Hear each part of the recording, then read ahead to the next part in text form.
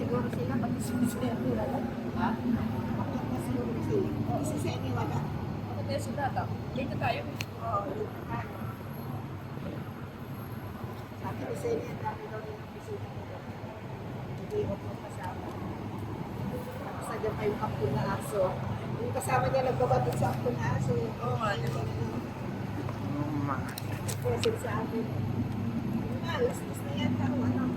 Natapos nila kumain, nag-iinuman pa, sabi niya 16 na kasi tao. So, Hindi ba? Hindi ba si ate? Bagot si ate. hindi naman siya pagpunaan siguro. Bakit nagluto yung mama, di ba? Oo, tsaka yung iba, take-out naman eh. Sige, sa kanila lang ako yung mama pa. Dalawa na sila pero ako pa rin nagluluto.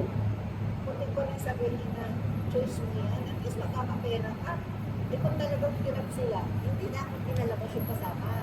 At saka minsan, wala naman pinakita ko pag kaya pinagulong. Choice na yun eh. Statutory at gusto na sila.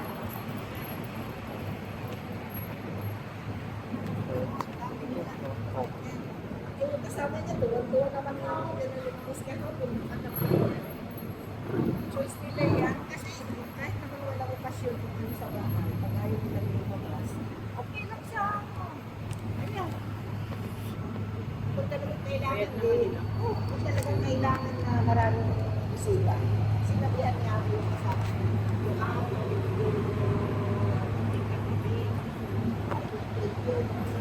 alam mo, lumabas yung isa sa kasi kaya nila pinagulong sa sarili ko.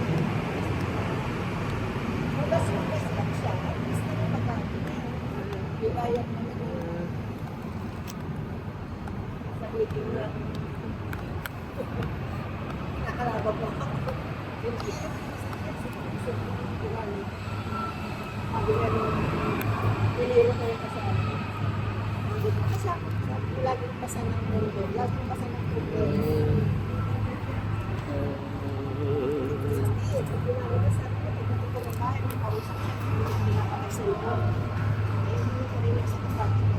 Sabi ko, sa bagay, sabi ko, tayo na may kausap eh. Hindi ko lang kami. Tayo sa bahay pala, ayaw pa rin sa kasama. Kasi, problema sa Pilipinas, problema niya, mag-isa lang siya, hindi mo sa Pilipinas, ang dami nila.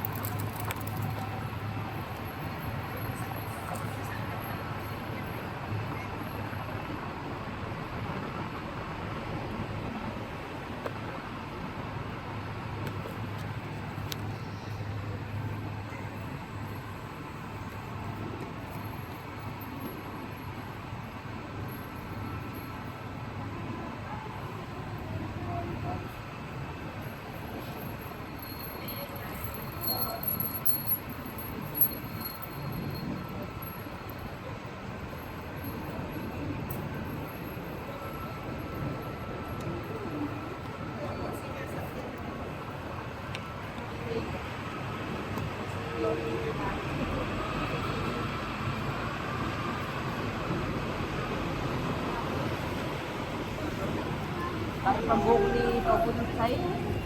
Bye-bye! Bye! Ha? Oo nga.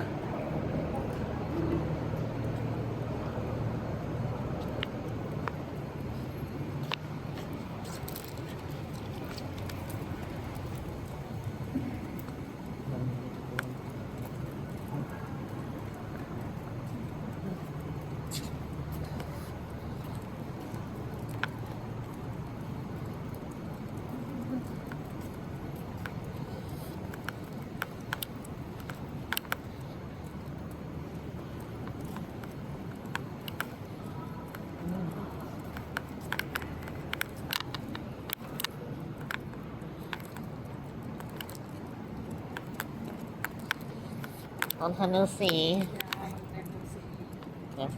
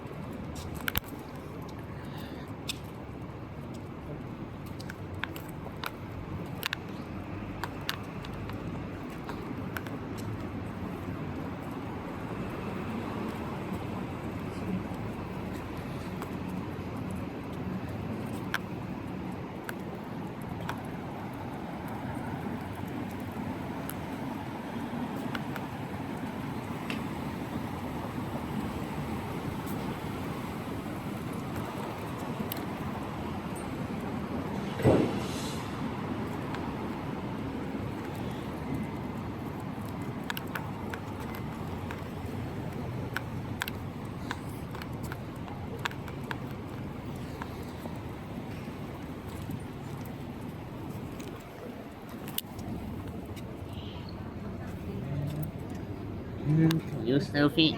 Okay. Yeah.